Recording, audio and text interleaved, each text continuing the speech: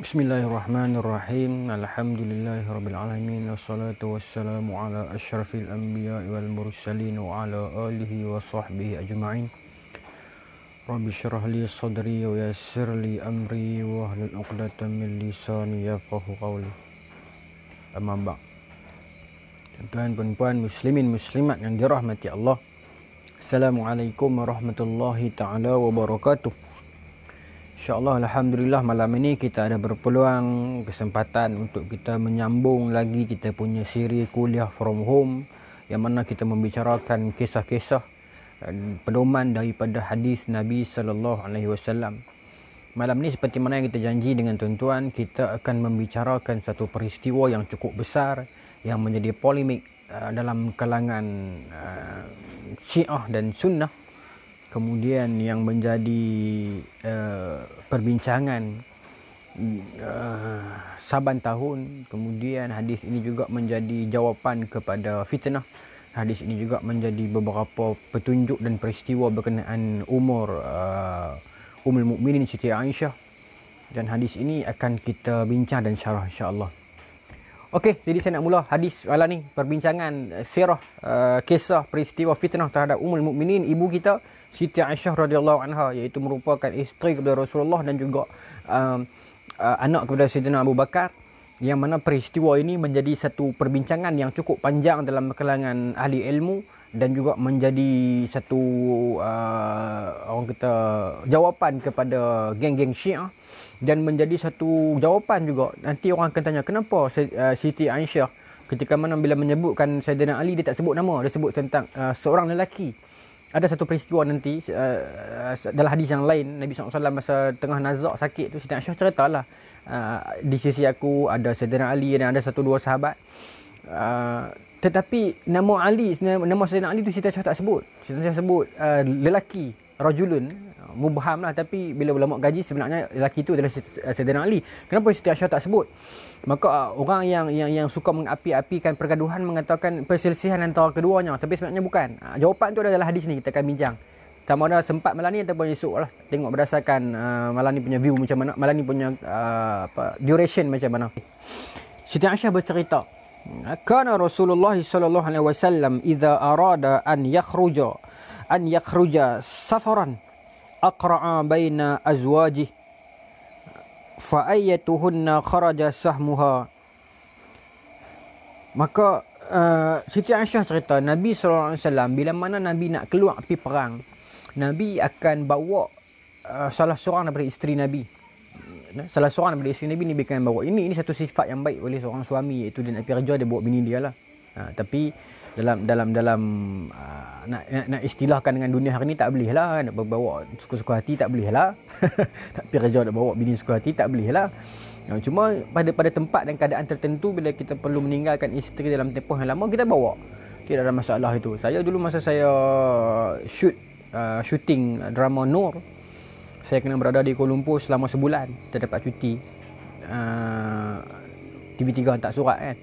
Maka saya cuti sebulan, maka saya pergi di Kuala Lumpur lah. Kita syuting dekat masa tu, yang saya ingat saya Cokit, dekat tempat Nur Semayang tu. Kemudian kita syuting dekat Putrajaya. Rumah Putrajaya tu rumah siapa Putrajaya tu kami buat. Mereka buat rumah doktor perempuan tu. Kemudian ada juga tempat-tempat lah. Tempoh sebulan saya sempat duduk di sana tu. Maka lama lah tinggal isteri dan anak. Masa saya pergi dulu seorang, saya bawa Zam, member saya, untuk dia pun ada keperluan untuk berada di Kuala Lumpur masa tu. Kebetulan kami ada sekali, maka kami pergi.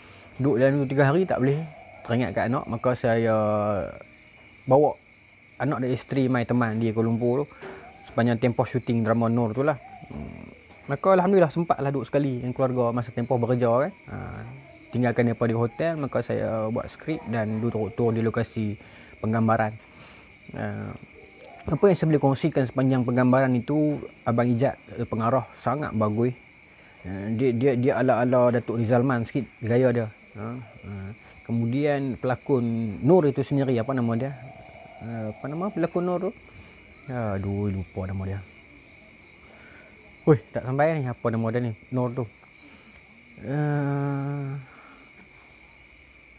Apa nama dia dah? Aduh, saya ingat lah. Tapi dia bagus. Dia satu orang yang bagus. Kemudian pelakon lelaki tu pun yang jadi Ustaz Adam tu pun Syafiq Kyle pun bagus. Masuk waktu semayang. Memang kru diarahkan untuk semayang. Masuk waktu berhenti dan semayang. Azan wajib stop on the spot. Tak peduli kita tengah berhenti setakat mana ataupun tergantung ke apa ke. Masuk waktu terus stop, kita semayang terus. Satu lagi lokasi dekat Shah Alam, Nasi Lemak Cerita Sayang dengan masjid depan tu kan, kami syuting di situ. Kemudian yang paling bagus lah bagi saya lah, yang paling tak belagak sekali, Kok Nur Kiriah, satu orang pelakon yang cukup baik lah. Kemudian Mami, ibu yang jadi isteri Datuk Yuli Hassan tu pun bagus. Bila syuting dia main bawa kuih petang-petang. Itu cerita saja. Baik. Jadi bawa isteri, bawa keluarga untuk ni. Ada ramai cikgu-cikgu perempuan bila pergi kursus yang lama dia bawa suami dia. Bagus. Tapi bukan semua tempat lah. Tapi Nabi dia bawa isteri baginda bila nak pergi perang. Tetapi Nabi pilih salah seorang lah. Kalau ramai ni pilih salah seorang lah. Nabi buat macam mana? Nabi buat undian. Iza arada an yakhruja safaran aqra'a baina azwajih. Bila Nabi nak pilih salah seorang isteri Nabi untuk Nabi nak bawa pi ikut Nabi berperang, Nabi akan buat undian. Para isteri Nabi akan buat undian, siapa yang cabut dia benang, maka dia akan ikut Nabi. Ini satu benda yang bagi saya cukup baik. Satu kaedah yang baik oleh Rasulullah SAW. Nabi buat satu game lah macam tu. Maka para isteri Nabi jadi teruja. Nak tahu, Ada satu lagi tuan-tuan, para isteri Nabi ni, mereka pernah duduk ramai-ramai, mereka sembang, mereka bincang. Sama-sama mereka ni, kita siapa yang antara kita ni yang paling awal yang akan ikut Rasulullah. Ada hadis cerita pasal kisah ni. Para isteri Nabi duduk bincang, sembang sama-sama mereka. Madu baik. Sembang sama-sama mereka ni bincang, antara mereka ramai-ramai ni, siapakah yang akan ikut Rasulullah dulu selepas Nabi wafat? Siapa yang akan pertama mengiringi Rasulullah dalam kalangan isteri Nabi? Kalau bukan dalam kalangan isteri, kita tahulah Siti Fatimah kan. Tapi dalam kalangan isteri siapa? Bincang-bincang, maka pergi tanya Nabi. Nabi kata, isteriku yang paling panjang tangan. Yang paling panjang tangan. Maka apa isteri Nabi buat? Dia pergi ukur tangan dia. Game, permainan sama-sama dia pergi ukur tangan. Macam ngamak labu-labi tu kan. Yang labu dengan labi ukur tangan tu. Ukur tangan kan. Tangan siapa paling panjang. Rupanya hadis itu dia bukan Nabi nak beritahu panjang tangan. Dia majas. Nabi maksud Nabi antara isteri Nabi yang paling banyak bersedekah. Panjang tangan itu dalam bahasa Arab bermaksud orang yang paling banyak sedekah. Tapi dalam bahasa Melayu panjang tangan ni paling kuat mencuri. Kan? Tapi bahasa Arab bila kita paling panjang tangan bermaksud paling banyak bersedekah. Sebab tu istilah tu kita kena tahu perbezaan lah. Sebab kita orang Arab mai kat sini rajin bersedekah, dia sebut panjang tangan, kita kata tu ni kaki mencuri. Rupanya bukan. Panjang tangan itu paling banyak bersedekah. Tapi dalam peribahasa bahasa Melayu, panjang tangan itu adalah paling kuat mencuri lah kan. Itu ya. Panjang tangan kan. Maka dia salah faham lah. Dia ingat paling panjang tangan tu ada satu orang isteri yang ukur tangan dia paling panjang. Rupanya bukan. Bukan paling panjang tangan, tapi paling banyak bersedekah. Tak silap saya Zainab ke apa. Tapi mana kita kena bincang pada masa yang lain tu. Tapi bermaksud sentiasa ada game antara mereka. Sentiasa ada competition antara mereka. Bermaksud suasana itu harmoni. Seronok kehidupan begitu. Bila saya kata seronok ni bukan saya kata saya menggalakkan ataupun menidakkan. Itu kena kat saya pula lagi. Bukan. Mesti nak bagi tahu. Tak malah sensitif. Tapi kalau dah berlaku, carilah titik-titik ruang untuk mengharmonikan. Kalau belum berlaku tak apalah. Tapi kalau dah berlaku takdirnya begitu, carilah titik-titik ruang untuk mengharmonikan, mensejahterakan, menyeronokkan alam itu bagaimana. Saya tak tahulah, saya tak biasa, saya tak pernah. Tapi itu yang isteri Nabi buat. Maka saya sambung. Maka dia buat undian, siapa yang nak ikut Nabi tu?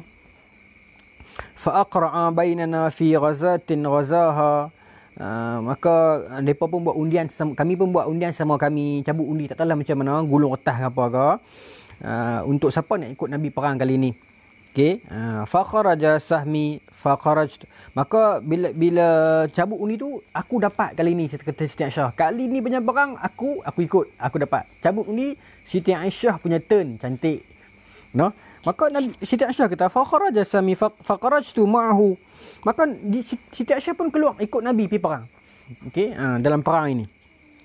Okey. Ba'da ma unzila al-hijab fa ana okey, baik. Perang, orang katanya perang apa ni? Perang ni bila kita tengok dalam syarah, ulama kata perang ini adalah perang Bani Mustaliq. Perang Bani Mustaliq. Perang Bani Mustaliq ini berlaku dalam tahun ke-6 Hijrah. Berlaku dalam bulan Sya'ban.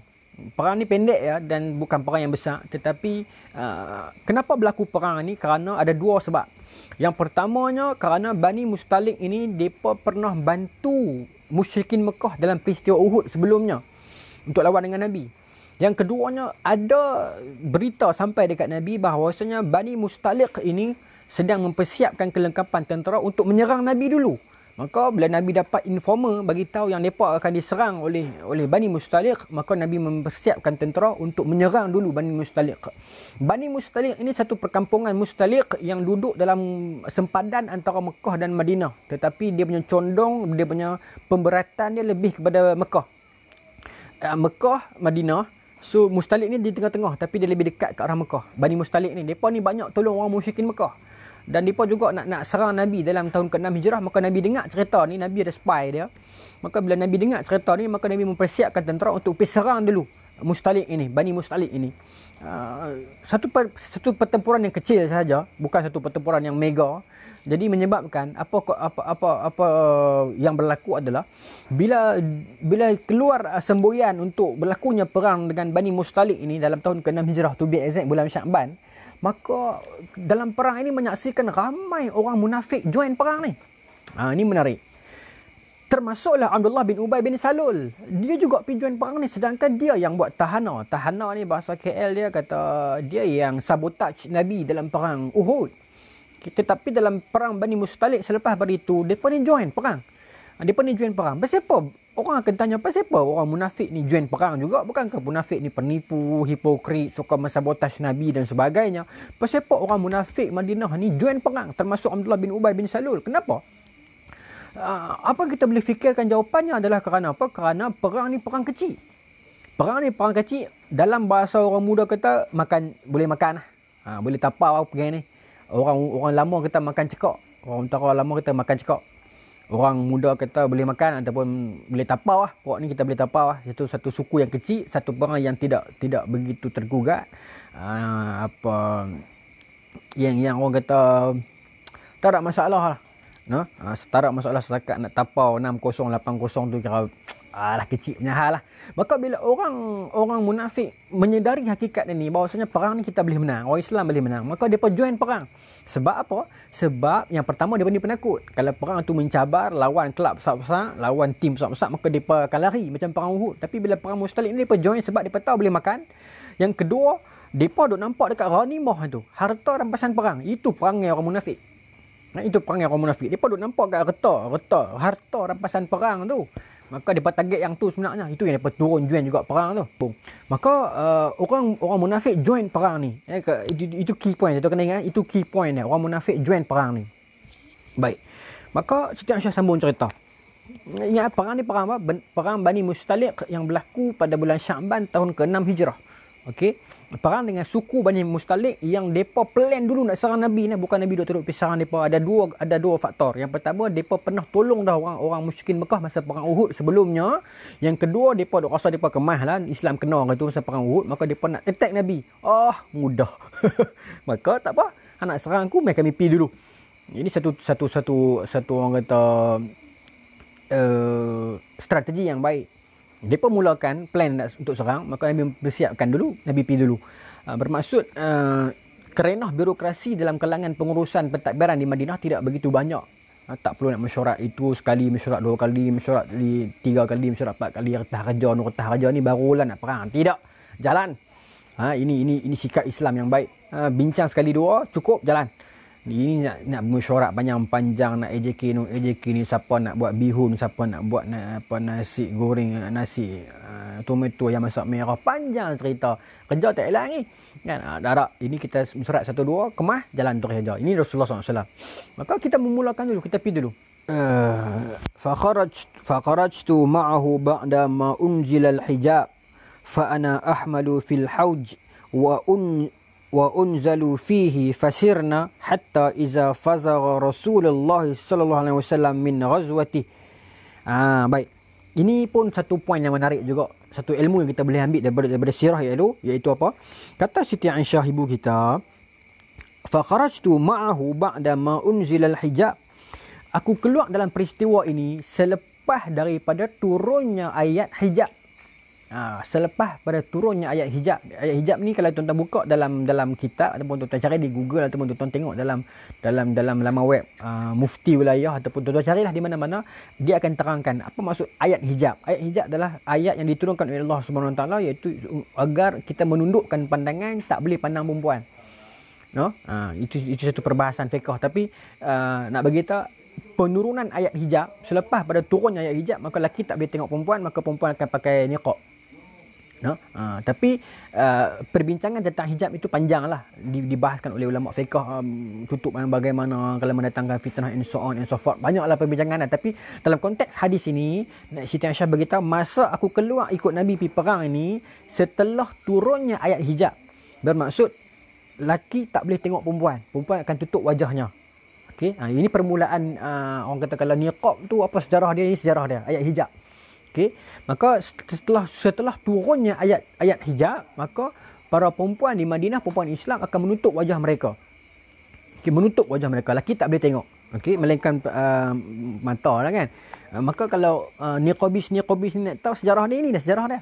Ya? Tapi kata Siti Aisyah, masa perang ni, ingat perang ni tahun ke-6 Hijrah, selepas turunnya ayat hijab, bermaksud ayat hijab turun dalam tempoh tahun ke-6 Hijrah.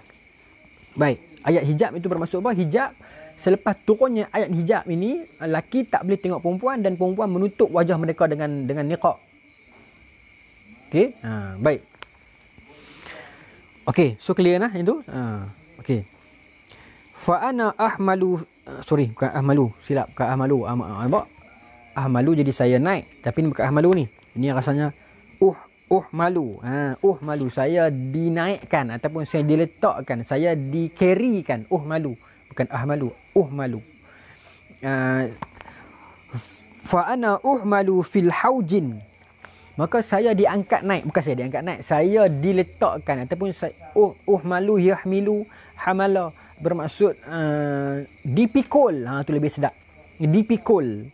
Saya dipikul, macam tu bermaksud dia. Malu fa ana malu al haujin. Saya dipikul di atas haujin. Hauj bahasa Melayu dia haujin, ataupun bahasa terjemahan bahasa Indonesia dia kata haudaj. Tak apalah, tapi bahasa Arab dia kata apa? Haudajin. Bila bahasa Melayu mungkin haudaj lah kot. Haudaj.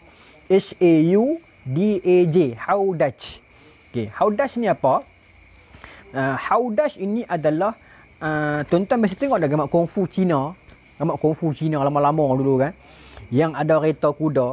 Belakang kereta kuda tu ada macam satu pelana yang bertutup dengan kain, yang dalam tu ada permaisuri ataupun puteri duduk. Itu haudaj. Ataupun dalam gambar Musa Menjanggut Tan Sri Piramli berlakon tu, yang dia naik orang pikul atas bahu yang dibawa macam Grab, Uber dulu tu kan. Ditutup tu kan. Itu haudaj. Itu orang kata bahasa Melayu. Alhamdulillah. Bahasa Melayu dia apa? Julang. Sultan Mahmud mangkat di julang. Julang itu adalah haudaj. Okey. Tapi haudaj dalam konteks Arab adalah orang kata apa? Atas unta. Kita kena faham perbezaan itu. Haudaj dalam konteks Cina, tamadun Cina adalah kereta kuda di belakang kuda tu lah. Haudaj dalam konteks Melayu adalah dipikul, julang atas bau. Okey, dan haudaj dalam konteks Arab dalam zaman itu adalah binatang tu, benda tu yang peti yang bertutup itu, tempat duduk yang bertutup dengan kain itu diletakkan di atas belakang unta. Itu haudaj. Sebab tu kita kena faham konteks hadis. Bila Nabi sebut tentang sesuatu hadis, pasti ada konteksnya. Macamlah hadis tentang Nabi kata makanlah kurma ajwah yang akan menyelamatkan kamu daripada sihir dan sakit kan. Bila kita baca dalam syarah, kurma ajwah yang dimaksudkan oleh Nabi dalam hadis itu adalah kurma ajwah spesifik daripada tempat yang bernama Aliyah. Kebun Aliyah. Sampai sekarang kebun tu ada. Okey, itu kita kena baca syarah lah baru kita faham konteks hadis. Okey, bukan semua ke rumah Ajwa bukan, tapi ke rumah Ajwa di Aliyah itu. Okey, ada 3-4 lah perbincangan hadis yang kita kena. Saya bercerita-cerita, saya nak pergi satu-satu lah, tapi tak tahu lah, makan masa yang lama lah. Tapi tak apa, saya nak sambung ini dulu. Haudaj dalam konteks yang Siti Aisyah cerita kat kita ini adalah satu pelana yang ia bertutup dengan kain yang diletakkan atas unta, khas untuk bawa isteri Nabi, ibu kita Ummul Mukminin. Haudaj dalam konteks kereta kungfu Cina adalah duduk belakang kuda kan, atau lembu atau kuda. Haudaj dalam konteks tamadun Kesultanan Melayu adalah julang yang para pegawai istana bawa raja tu. Sama. Okey, apa nama dia? Haudaj. Okey, tuan-tuan nak faham bahasa mudah? Julang. Okey. Maka Siti Aisyah kata, saya dibawa fa ana uhmalu fil haudaj. Saya dipikul di atas haudaj. Wa unzalu fihi, dan dibawa di atasnya. Okey. Fasirna hatta iza faragha Rasulullah sallallahu alaihi wasallam min ghazwatih. Maka ikut Nabi pergi perang, dan yes, seperti mana yang dijangka, perang itu orang Islam menang. Orang Islam menang perang tersebut. Yalah, macam saya kata tadi, perang ini bukan perang yang besar. Maka orang munafik join sebab dia nak rebut harta ghanimah itu. Biasalah orang munafik ni sentiasa mengambil kesempatan. Tapi poin dia adalah Islam menang. Islam menang perang tu seperti mana yang dijangka. Islam menang perang. Maka selepas peristiwa habis perang tu, maka dia balik, berjalan pulang. Okey, cerita ni berlaku masa bila ni? Klimak dia ni masa nak balik ni lah. Bukan klimak. Klimak nanti di Madinah. Cetusan konflik. Konflik adalah bermula bila konflik cerita ni. Konflik ni saya nak masuk dah. Tadi tu baru pendahuluan cerita. Yang ni saya nak masuk part konflik. Konflik bermula masa bila? Okey, lepas tu kita akan cerita klimak nanti. Okey, ni kita nak masuk part konflik dah. Ingatlah, yang ni kena tuan-tuan kena dengar betul-betul pasal ini konflik cerita tu. Okey. Jadi kalau tuan-tuan terlepas yang konflik ni, tuan-tuan tak akan faham nanti klimak tu pasal apa jadi macam tu. Okey, klimak dia sangat power, sangat mendebarkan. So dia bermula segalanya dekat konflik ni. You kena fokus. Okey. Okey, saya sambung. Maka dalam perjalanan pulang tu dah wadunaha minal Madinah, dah nak dekat-dekat sampai Madinah dah, maka dia berehat sat. Rombongan tentera Islam ni berhenti berehat sebentar. Siti Aisyah masih lagi di atas haudah situ. Kena bayang macam tu. Okey. Azana lailatan birrahil faqumtu hina adhanu birrahil famashaitu hatta jawaztu al-jaish. Ni menarik. Maka bila turun berhenti rehat, dia pun rehat, berhenti saat rehat ni biasalah, berjalan lama jauh penat ni, berhenti rehat saat untuk semayang insya-Allah lah. Maka kata Siti Aisyah, bila dah habis semua berehat tu, dia pun buat pengumuman, okey, jom kita akan bergerak. Kita akan bergerak dah. Kita akan bergerak. Kita nak bergerak dah ni. Macam tu. Okey. Maka tuan-tuan, bila beritahu macam tu,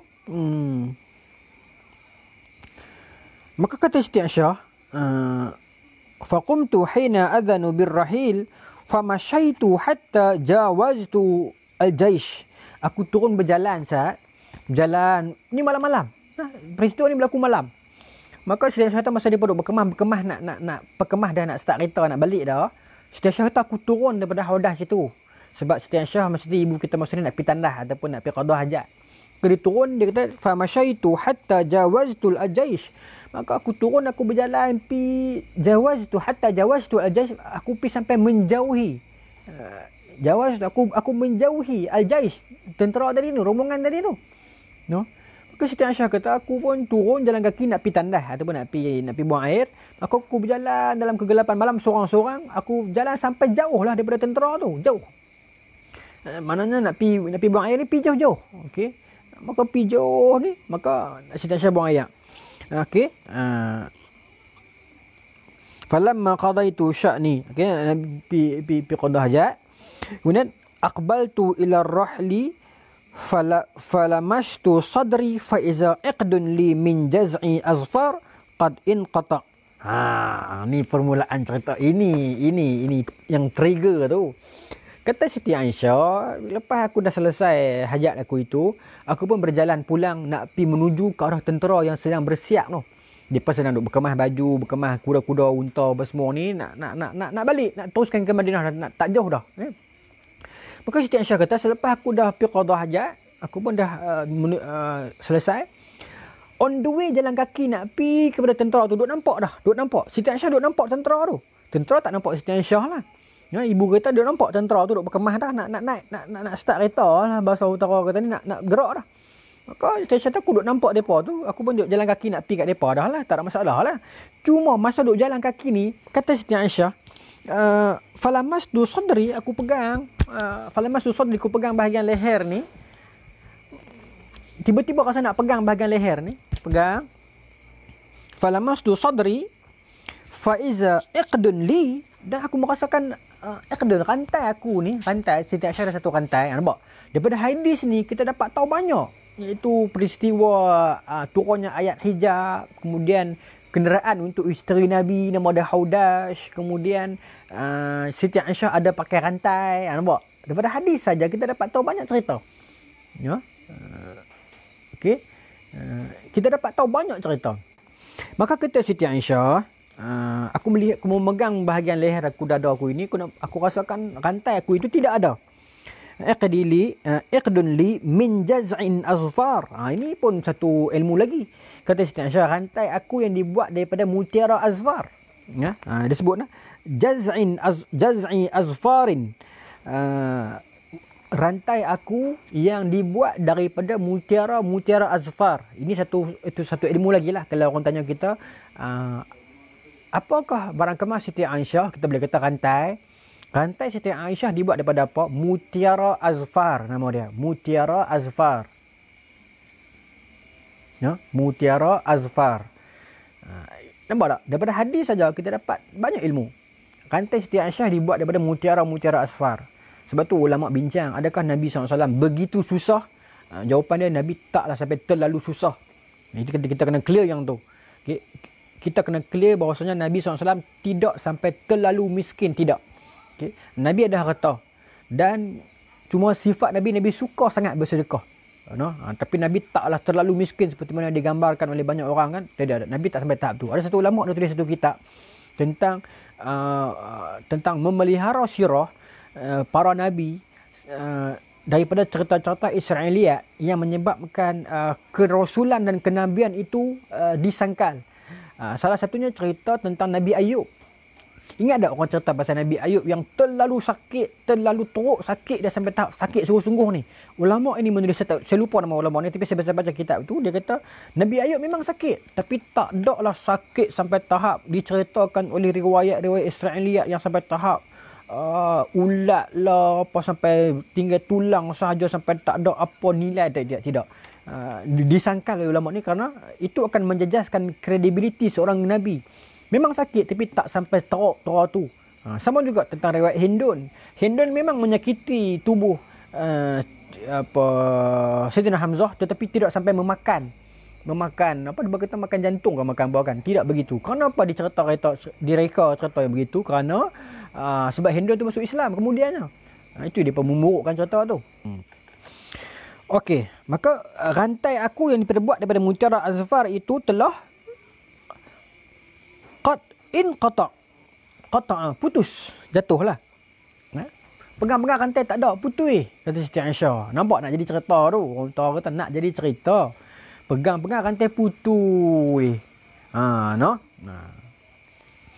Maka tuan-tuan, tak ada. Faraja'tu.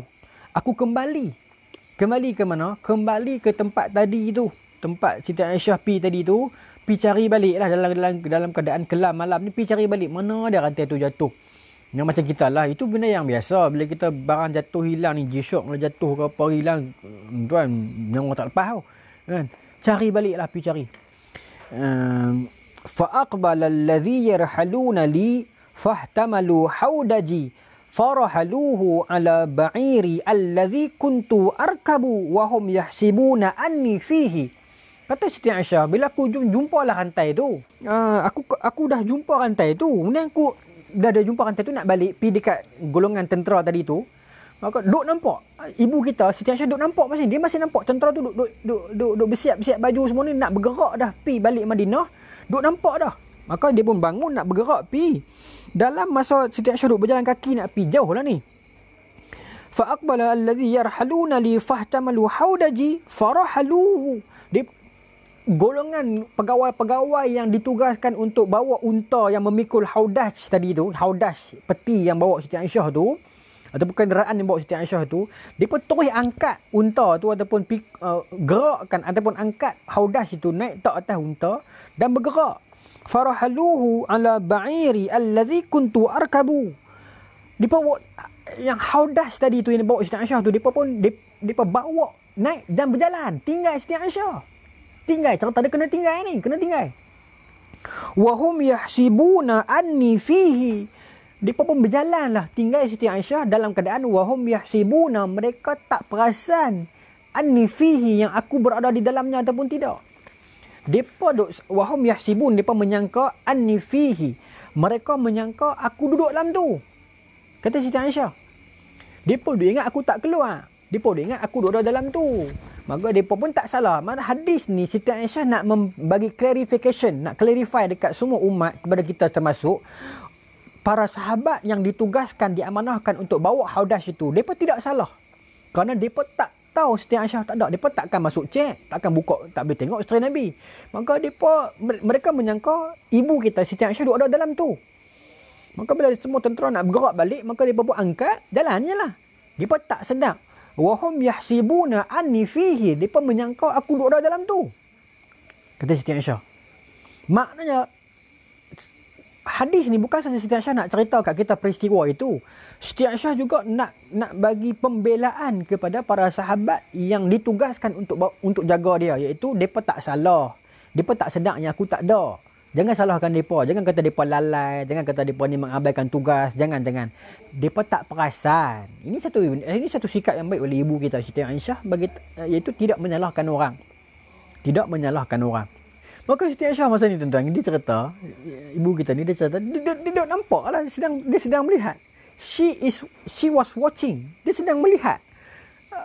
Mereka duk bawa dia ni. Kalau kita tuan-tuan menyerik lah, oi tinggal kau buat apa oi. Tidak. Ibu kita baik sifat dia, merendahkan suara dia, menjaga perilaku dia, maka dia tak menyerik dulu tak. Dia tinggal, dia tengok alamak dia tinggal aku ni. Kalau kita menyerik marah tuan-tuan, bini Nabi.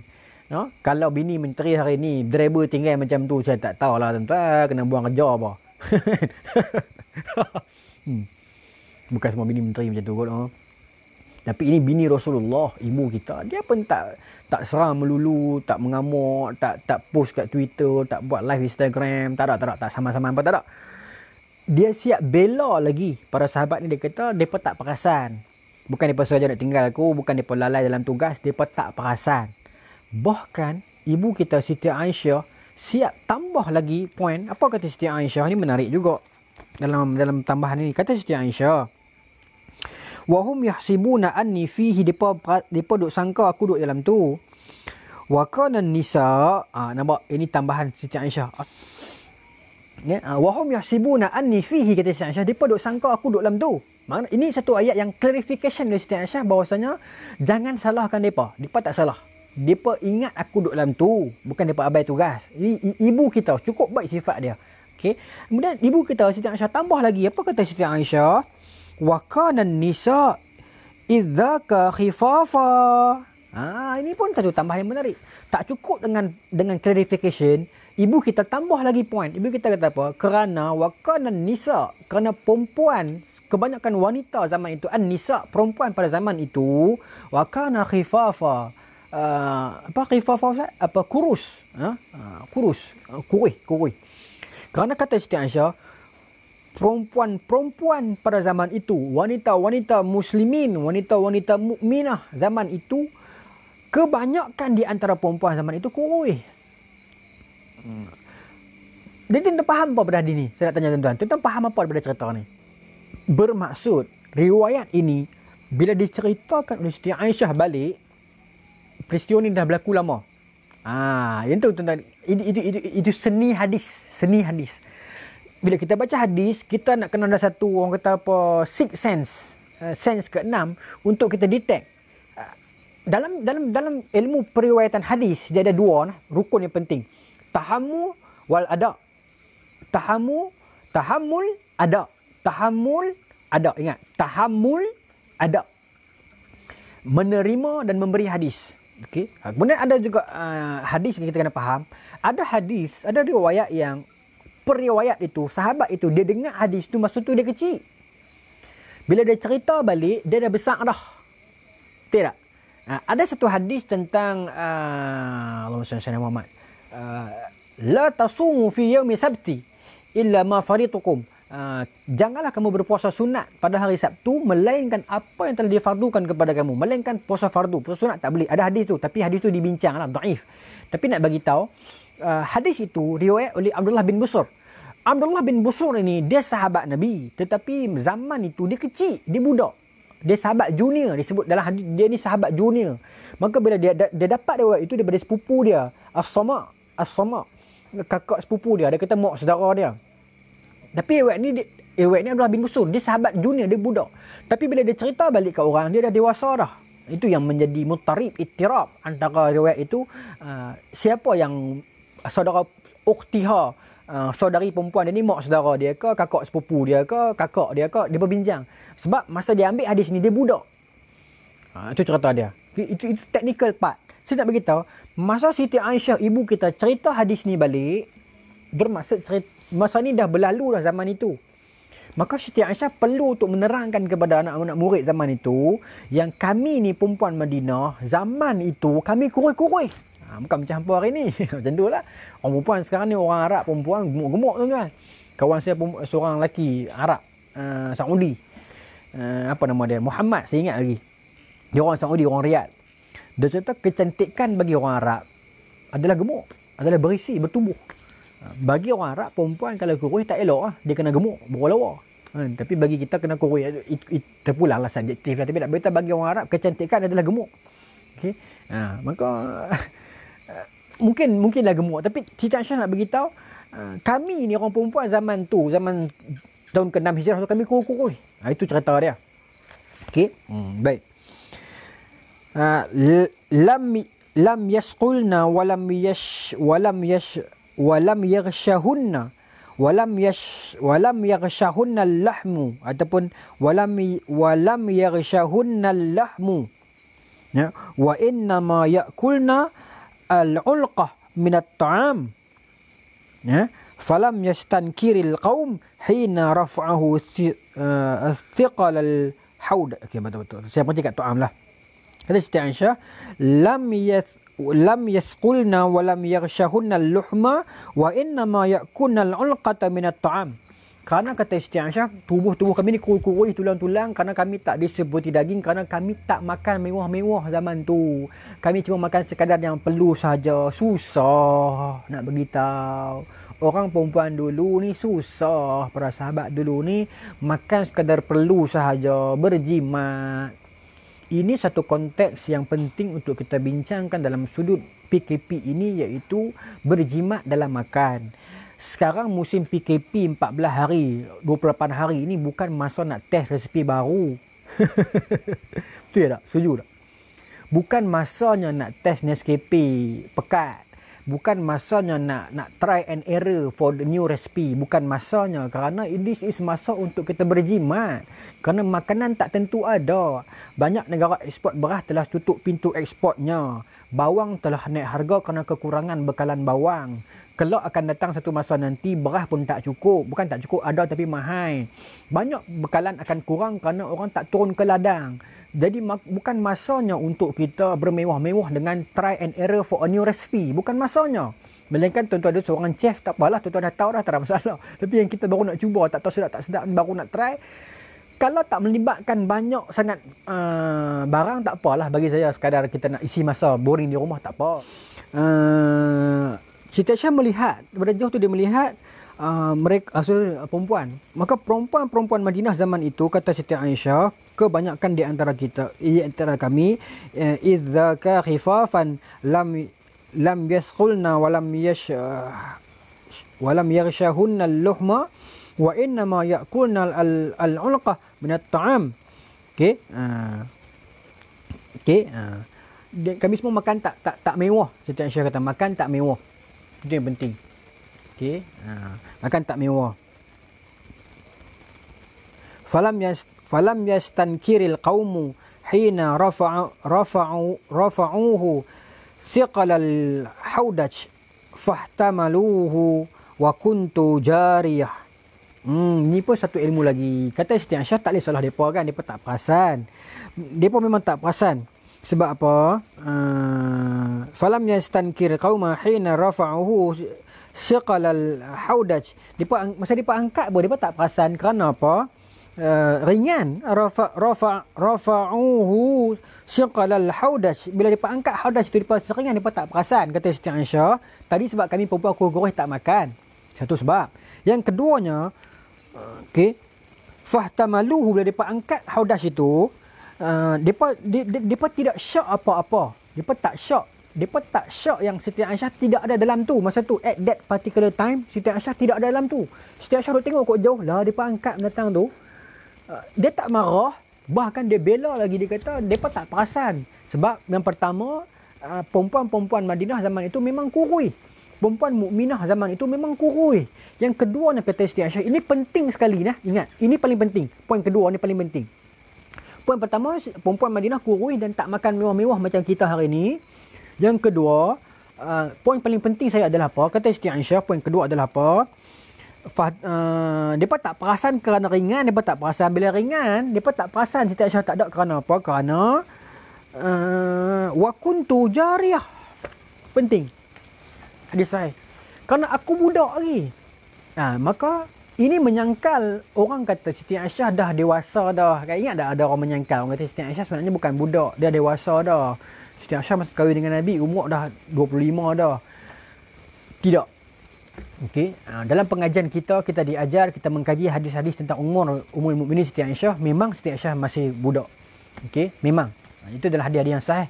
Lebih kuat riwayat yang mengatakan bukti memang Siti Aisyah masih budak. Tetapi budak dalam konteks zaman itu bila umur 9 tahun, bukan budak macam 9 tahun kita nah. 9 tahun Arab dan 9 tahun dulu-dulu bukan macam 9 tahun kita hari ini. 9 tahun depa adalah 9 tahun yang dah matang, yang dah boleh masak and so on. Okay. Ada hadis yang Nabi tengok Siti Aisyah main permainan. Memang ada. Okay. Bermaksud 9 tahun bukan 9 tahun seperti mana anak-anak kita hari ini. Okay. Tetapi yang jelas memang 9 tahun. Saya memang faham. Ada usaha untuk menyangkal perkara ini, mengatakan Siti Aisyah sebenarnya umur 25 tahun dah. Kerana nak menjaga status Nabi yang tak kahwin dengan kanak-kanak. Niat itu baik, tetapi hadis tetap hadis. Memang Siti Aisyah masih kanak-kanak. Tetapi kanak-kanak dalam konteks yang kita faham dengan konteks zaman itu tidak sama. 9 tahun orang Arab tak sama macam 9 tahun Melayu. 9 tahun dulu tak sama macam 9 tahun hari ini. Ingat tak tuan-tuan, kita pun ada mak saudara, kita pun ada arwah nenek yang kahwin umur 14, kahwin umur 12. Itu biasa pada zaman itu. Dan mereka itu matang, bahkan melahirkan anak pada umur 14. Itu biasa tuan-tuan. Kan, betul tak? Maksudnya kita jangan ambil hadis konteks zaman itu, kita pakai pada konteks zaman hari ini, maka kita katakan Rasulullah menikah dengan kanak-kanak. Yes, satu sudut memang budak, tetapi sudut yang lain, budak dalam konteks zaman itu tak seperti mana budak hari ini.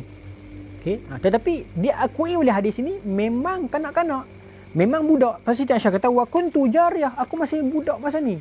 So ringan, kurus dan aku masih budak masa ni. So memang ringan. Tetapi budak dalam konteks hadis ini tentu kena kaji balik lah. Tahun ke-6 je Siti Aisyah umur berapa. Okay. Tetapi Siti Aisyah kata masa ni aku masih lagi remaja, budak, so ringan. So dia pun tak perasan. Dah lah kurus, budak pula. So tak boleh salahkan mereka. Itu poin ibu kita Siti Aisyah. Okay. Okay. So jelas. So kalau orang tanya, adakah Nabi kahwin dengan Siti Aisyah dah dewasa dah? Yang pastinya adalah hadis yang lebih kuat adalah bukan. Memang masih budak. Okay. Tetapi konteks, kalau kita nak sucikan nama Nabi, kita jangan mendatangkan riwayat yang lain yang tak kuat, yang palsu.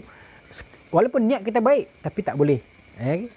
Yang lebih kuat, yang lebih rajih adalah memang budak, tetapi budak itu dalam konteks tak sama macam konteks hari ini. Itu cerita dia. Okay? Baik. So hadis ni jawab jelas. Siti Aisyah kata zaman itu aku budak. Okay? Baik. Maka mereka pun berlalu. Faba'asul al-jamala wasaru fawajadtu iqdi ba'da ma mastamarra al-jaishu faji'tu manzilahum walaysa fihi ahadun. Maka bila mereka dah pergi dah, kata Siti Aisyah, wasaru, mereka telah berlalu, setelah mereka berlalu, alhamdulillah, setelah mereka berlalu, fawajadtu iqdi ba'da mastamarra jaishu. Maka setelah mereka pun berlalu, yang bawa Haudash itu pun berlalu, tentera pun semua pun berlalu, aku jumpa dah aku punya rantai, kata Siti Aisyah. Daripada api aku jumpa rantai. Ini takdir Allah Ta'ala. Okay? Jumpa rantai. Bila jumpa rantai tu, Siti Aisyah pun pergi balik, pergi kepada tempat tadi tu, tempat mereka pergi tadi tu. Siti Aisyah tidak merungut, tidak menjerit, tidak mengamuk, tidak apa. Apa kata Siti Aisyah? Apa Siti Aisyah buat? Faji'tu manzilahum walaysa fihi ahadun. Aku pergi ke tempat tadi tu, tempat kami berehat tadi tu, ramai berkumpul berehat itu. Aku pergi kat situ, laisa fihi ahadun. Tidak ada siapa-siapa pun kat situ. Siapa pun tak ada dah, semua dah berlalu dah. Siapa pun tak tengok belakang dah. Tak perasan Siti Aisyah tidak ada tidak ada dalam Haudash itu. Siapa pun tak perasan. Serta ada siapa pun tak tahu Siti Aisyah tidak ada. Siti Aisyah kata, aku pergi balik tak ada siapa dah. Laisa fihi ahadun, tidak ada siapa-siapa. Maka apa Siti Aisyah buat? Dia tunggu ya. Dia tunggu di situ. Ini satu sifat yang baik. Kalau kita hilang, kehilangan orang ke apa ke, berjanji nak jumpa kat mana-mana, tunggu, jangan bergerak pergi mana-mana. Sebab sekali kita bergerak pergi situ, depa patah balik mai cari, tak jumpa terus. Lah tunggu. Itu satu sikap yang baik oleh ibu kita. Maka kata Siti Aisyah, laisa fihi ahadun, tidak ada siapa-siapa kat situ. Fa amamtu manzili alladhi kuntu bihi fa zanantu annahum sayafqiduni fayarji'una ilayya. Okey. Maka kata Siti Aisyah, aku pun pergi balik kat tempat itu, tempat yang diperehat tadi tu, aku duduk di situ saja. Sebab apa kata Siti Aisyah? Fa amamtu manzili allazi kuntu bihi fa zanantu annahum sayafqiduni fayarji'una ilayya. Aku pun pergi tunggu kat situ, tempat yang dia tinggal aku tadi tu, tempat terakhir aku duduk dengan mereka tu, aku pergi tunggu kat situ seorang-seorang. Laisa fihi ahadun, tidak ada siapa-siapa. Aku tunggu kat situ dengan harapan. Fazanantu, aku menyangka ataupun aku berharap, aku menyangka dan berharap, iaitu aku berharap apa? Annahum sayafqiduni fayarji'una ilayya. Aku mengharapkan saat lagi mereka duk bawa tu, akhirnya mereka akan perasan. At last they will notice that I am not there. Aku mengharapkan saat lagi mereka akan perasan. Mereka akan notice something. Ringan sangat ni, macam kosong je ni. Siti Aisyah kata, aku mengharapkan mereka akan perasan saat lagi yang aku tidak ada dalam tu. Sebenarnya aku tidak duduk dalam tu. Apa tak perasan tadi ni, aku tak ada dalam tu lah. Aku kena tinggal lah. So Siti Aisyah kata, fazanantu annahum, aku mengharapkan mereka itu sayafqidunani fayarji'una ilayya. Aku mengharapkan mereka itu sedar yang aku tidak ada dalam tu dan mereka akan kembali. Fayarji'u. Mereka akan kembali na ilayya, akan kembali kepadaku, kata Siti Aisyah. Aku tunggu kat sini seorang-seorang, laisa fihi ahadun, tidak ada siapa-siapa, dengan harapan saat lagi mereka akan perasan yang aku tidak ada dan mereka akan kembali cari aku. Itu satu sikap yang baik. Okey? Jangan kita duk cari, duk usaha sendiri, takut kita pun hilang, jadi apa-apa lagi susah. Kalau nak senang, tunggu di sini. Stay kat sini, mereka akan kembali. Siti Aisyah ajak kita, ibu kita ajak kita. Baik, kita sambung. Maka tunggu kat situ. Ya. Fabanaina ana jalisatun ghalabatni aina ya fanimtu. Maka Siti Aisyah kata, aku pun duk tunggu lama, depa pun tak pasang, depa makin jauh. Maka aku letih balik perang kan. Maka Siti Aisyah kata, bila letih sangat ni, aku mengantuk dan fanimtu, aku tertidur. Ni masuk konflik kedua, tertidur. Maka tunggu lama-lama tak perasan. Maka Siti Aisyah pun dia buka dia punya hijab yang menutup muka ni, maka dia terlena. Ibu kita terlena. Tuan-tuan hayati cerita ni. Balik seorang-seorang duk tunggu, tak ada siapa, tunggu lama-lama, buka niqab tu dan terlena. Okey, kata Siti Aisyah, fanimtu, aku tertidur. Okey. Bila Siti Aisyah tertidur, wa kana Safwan bin Mu'attal, ataupun Mu'attal. Ada baca Mu'attal tapi yang lebih tepat Mu'attal. Wa kana Safwan bin Mu'attal. Ini seorang sahabat. Apa nama dia? Safwan bin Mu'attal. As-Safwan bin Mu'attal, sahabat Nabi, sahabat yang baik, sahabat yang amanah dan sahabat yang Nabi sendiri puji dia, dan sahabat ini juga dia syahid dalam perang Armenia dalam zaman Sayyidina Umar nanti.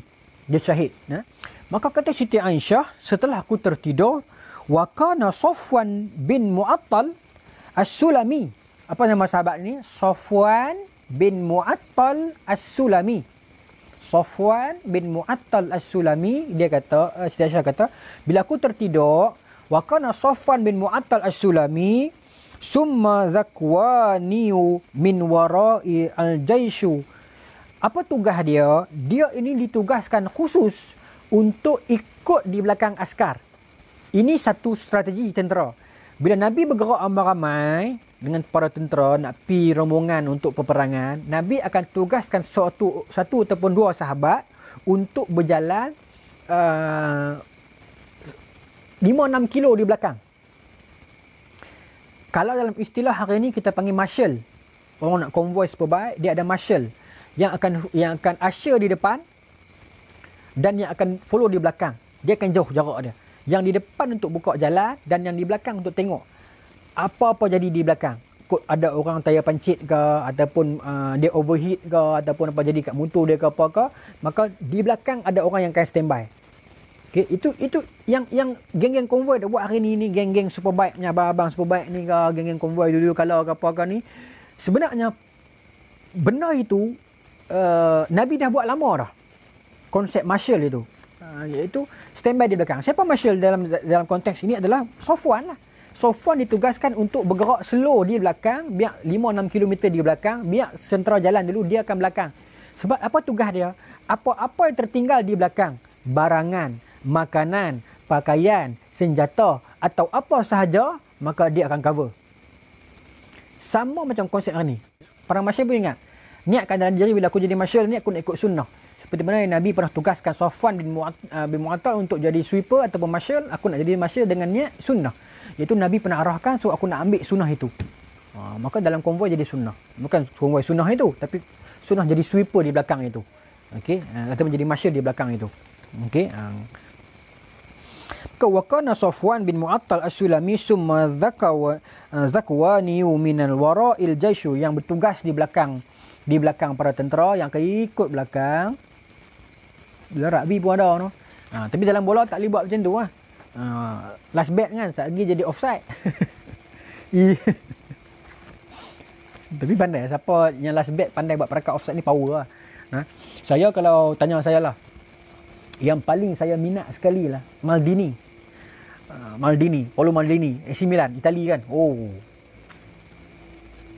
bagi saya lah tak ada ganti lah. Maka kata Siti Aisyah, wa kana Safwan bin Mu'attal As-Sulami summa zakwani min al-wara' al-jaish. Dia ni duduk di belakang tentera-tentera, akan ikut barang-barang yang tertinggal. Okey, fa asbaha indi manzili fara'a sawada insana imin fa atani wa kana yazani qabla al-hijab. Wa kana yarani qabla al-hijab fastayqaztu bistirja'ihi. Kata Siti Aisyah, maka dia pada jauh dia nampak macam bayangan hitam. Maksudnya dengar apa yang penting kat sini, fara'a sawada insan naimin fa'atani. Satu lagi ilmu kita dapat, iaitu perempuan-perempuan Madinah zaman itu pakai pakaian serba hitam. Sebab dalam hadis ni Siti Aisyah cerita, Safwan dia berjalan berjauh, dia nampak satu bayang-bayang satu orang perempuan dalam jubah hitam. Perempuan ataupun lelaki dia tak sure, dia sebut insan.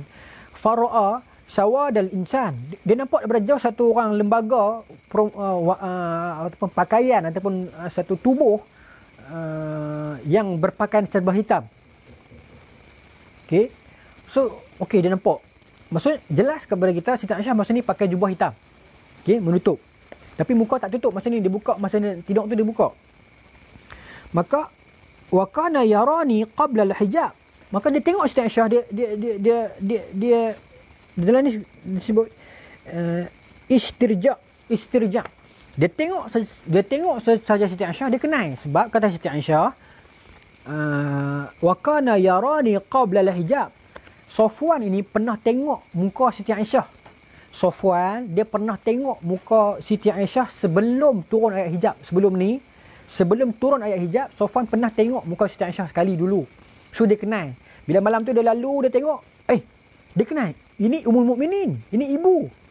Ini ibu ni, dia pun terus dia tengok, dia terkejut. Okey, dalam hadis ni kata apa? Istirja. Dia tengok terus dia istirja. Istirja ni apa maknanya? Istirja ni adalah lafaz kepada inna lillahi wa inna ilaihi raji'un tu. Inna lillahi wa inna ilaihi raji'un. Inna lillahi wa inna ilaihi raji'un tu kan yang kita duk istirja tu. Itu nama dia apa? Istirja. Istirja. Itu nama dia. Macam bismillahirrahmanirrahim, nama dia apa? Basmalah. La hawla wala quwwata illa billah, nama dia apa? Hauqalah. Kan? Astaghfirullahal azim, nama dia apa? Istighfar. Alhamdulillah, nama dia tahmid. La ilaha illallah, nama dia apa? Tahlil. Kan? Subhanallah, nama dia apa? Tasbih. Maka inna lillahi wa inna ilaihi raji'un itu nama dia apa? Istirja. Maka Safwan bila dia perhati tengok, alamak, ibu lah Siti Aisyah. Maka terus dia istirja. Inna lillahi wa inna ilaihi, dia baca kuat-kuat. Terkejut kan? Inna lillah. Terkejut lah. Macam mana ibu boleh tidur seorang-seorang kat sini? How come? Sebab dia bertinggal dia. Awak ni seorang-seorang ni. Dia terkejut. Bila dia terkejut, terus dia baca inna lillahi wa inna ilaihi. Dia baca kan? Okey. Maka bila dia istirja tu, kata Siti Aisyah, fastaiqaztu, aku terkejut, terjaga daripada dia punya fastaiqaztu bi istirja'ihi, aku terkejut, terjaga daripada istirja' dia. Hina anakha rahilatahu fawati'a yadaha farakibtuha fantalaqa yaqud birrahilah hatta ataina al-jaish ba'da ma nazalu mu'arrisina fi nahri zahirah. Kita pun cakap tu. Baik. Kata Siti Aisyah, maka dia pun istirja, baca kuat-kuat, inna lillahi, baca kuat-kuat. Maka Siti Aisyah terkejut, terjaga, maka terus ambil kain tutup muka dia. Tapi dia Safwan dia sempat tengok. Dan dia kenal Siti Aisyah. Dia terjaga. Maka Safwan without any words, ingat nah, without any words, tanpa satu perkataan pun, any huruf, tidak ada satu huruf pun selepas istirja dari itu, Safwan tak kata apa pun sepatah. Ini satu sifat yang baik. Demi nak elak fitnah, perkara yang terbaik adalah berdiam diri. Bila kita difitnah dan kita tahu ini memang fitnah. Ingat, bila kita difitnah dan kita tahu ini memang fitnah, sunnah terbaiknya adalah apa? Diam tanpa satu huruf pun. Artis baru-baru ni isu kan, Black, Cuit, apa nama, Tomok and so on. Bila dia kata kami sebenarnya tak bermaksud macam tu, kami bermaksud macam-macam lah. Tapi bila kita menjawab, kita buat post yang kedua, post yang ketiga untuk jawab benda tu, maka dia akan jadi lagi panjang. It will drag the problem. Percayalah. Bila tuan-tuan dituduh, bila tuan-tuan difitnah, bila tuan-tuan dilabel ataupun dicop dan sebagainya, tuan-tuan tahu dah yakin ini memang fitnah, aku tak buat benda tu. Sunnah terbaiknya adalah apa? Diam. Diam and time heal, orang putih kata. Masa akan menyembuhkan. Lagi tuan-tuan jawab, lagi tuan-tuan akan prolong benda tu. Tuan-tuan akan drag benda tu. Tuan-tuan jawab, dia akan jawab. Tuan-tuan jawab, dia akan jawab. Tuan-tuan jawab, dia akan jawab. Macam isu artis sekarang lah, yang sedang isu PKP, isu bantuan ni, dia takkan selesai. Tuan-tuan cakap lah apa pun, orang takkan terima. Buat permohonan maaf pun, orang takkan peduli. Melainkan diam lah. Ya? Dia akan selesai lah. Nah, maka ini yang Safwan buat. Dia diam. Dia tahu benda ni akan jadi fitnah nanti ni. So aku diam. Safwan diam. Dan apa Safwan buat? Dia diam sepatah, dia tak kata apa. Terus dia ambil, dia tarik unta tu. Dia bawa unta. Unta yang ditugaskan sebagai sweeper tadi tu, yang untuk pergi kutip barang-barang tertinggal tu. So dia tarik unta tu, kata Safwan. Dia tarik unta tu. Fawati'a yadaha farakibtuha fantalaqa yaqudu birrahilah. Dia merendahkan unta dia. Sepatah dia tak kata apa. Dia tarik unta tu, letak tolak pergi dekat ibu Siti Aisyah, ibu kita Siti Aisyah. Dia merendahkan kaki unta tu, biar unta tu duduk bawah, sebagai signal kepada Siti Aisyah, wahai ibu, naik. Dia tak cakap tau, dia tak cakap. Dia semua buat isyarat dia. Dia tarik unta dia, dia rendahkan unta dia, dia bagi dengan signal isyarat bahawasanya, wahai Siti Aisyah, naiklah unta ni. Dia tak angkat, dia tak pegang dan dia tak cakap pun. Not even a word. Ini Safwan. Warok, baik sahabat. Syahid dia nanti dalam peristiwa perang Armenia. Maka Siti Aisyah faham dah. Okey, dia perabah unta ni nak suruh aku naik tu. Maka Siti Aisyah pun naik. Okay. Siti Aisyah pun naiklah unta tu. Maka Siti Aisyah kata aku pun naik. Okey. Fantalaqa yaqudu bi rahilah. Aku naik atas unta dia tu hatta ataina al-jaish, sehinggalah aku nak ikut belakang ni, ketinggalan jauh dah. Hatta ataina al-jaish, sehinggalah kami sampai kepada rombongan tentera tadi tu, kami sampai akhirnya. Sampai waktu bila ni? Ba'da ma nazalu mu'arrisina fin nahri zahirah. Kami sampai tu, bila kami sampai kat Madinah tu, betul-betul sampai Madinah tu, tentera dah sampai lama dah. Bila kami baru sampai, bila kami sampai itu adalah the moment di mana tentera baru sampai. Tentera baru sampai, duk sedang agih-agih barang, duk ramai-ramai lagi, sedang ramai-ramai. Waktu tengah hari. Termasuk peristiwa tu tengah-tengah pagi, berjalan yang unta tu cerah nak sampai center Madinah tu tengah hari dah. Bila dia sampai, dia pun pakai kemah barang, nak bagi-bagi semua ni. Masa itulah Siti Aisyah sampai dengan Safwan berdua-duaan. Bila sampai ni semua orang tengok. Alamak, Siti Aisyah macam mana boleh duduk dengan Safwan? How come? Dan bila sampai tu kata Siti Aisyah tengah hari. Tengah hari. Semua orang tengok. Orang yang keluarga yang tunggu tentera sampai, tentera yang baru sampai, ibu-ibu, isteri-isteri yang menunggu kepulangan suami mereka sedang berada ramai-ramai ni duk tunggu ni, depa sampai. Tiba-tiba Siti Aisyah baru sampai dengan Safwan berduaan pula. Maka tuan-tuan menjadi satu cerita yang cukup dahsyat. Sebenarnya cerita ni tak perlu dahsyat pun, tetapi kerana ada orang munafik dalam tu. Ingat tak? Ingat tak saya cerita tadi, orang munafik join perang ni, Abdullah bin Ubay bin Salul and dia punya sekutu dia, anak-anak murid dia.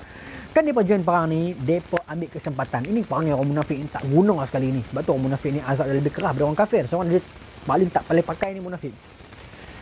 Mereka ni lah yang trigger. Mereka tengok ini poin yang cantik. Ini poin yang cantik untuk kita faham cerita.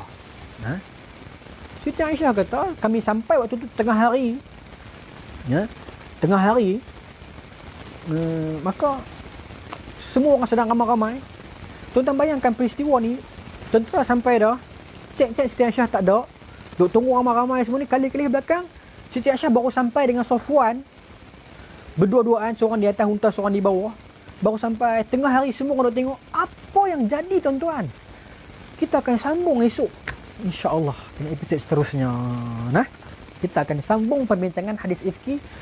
What will happen to Siti Aisyah and Safwan? Apa yang jadi kat Siti Aisyah lepas tu? Selepas dia balik, semua orang tengok tu. Apa orang munafik buat? Apa jadi kat Safwan? Siti Aisyah jadi satu benda lepas tu. Apa benda tu kita akan bincang. Dan yang paling penting, apa tindakan dan respon Rasulullah berdasar selepas cerita ni? Apa yang jadi kat Rasulullah? Apa respon dan tindakan Rasulullah selepas peristiwa ini? Kita akan sambung insya-Allah dalam episod kedua, peristiwa ifki. InsyaAllah. Jangan marah. Pasal tak boleh lama-lama nanti orang cemui. Kena sambung episod seterusnya. Okey, terima kasih banyak-banyak. Okey, kita akan jumpa lagi esok insya-Allah sambungan pada hadis ni. Assalamualaikum warahmatullahi taala wabarakatuh.